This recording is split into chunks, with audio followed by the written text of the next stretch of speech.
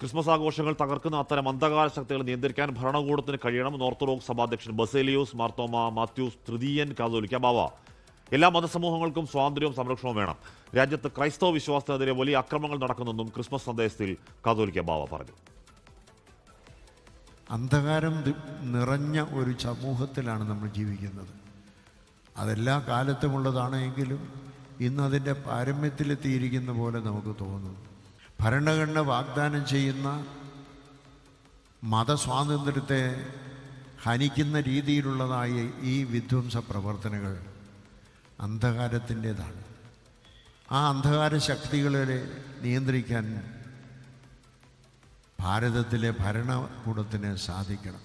ക്രിസ്തീയ വിശ്വാസത്തെ തകർക്കുവാൻ പലയിടങ്ങളിലും പലതരത്തിലുള്ള ആക്രമണങ്ങളും ഉണ്ടാകും. ലോകത്തെവിടെയായാലും ഏത് സമയത്തും 24 വാർത്തകളും ഓഗ്മെന്റഡ് റിയാലിറ്റി പാക്കേജുകളും എക്സ്പ്ലെയിനറുകളും വിശദമായി കാണാൻ ഞങ്ങളുടെ യൂട്യൂബ് ചാനൽ നിങ്ങൾക്ക് സബ്സ്ക്രൈബ് ചെയ്യാം.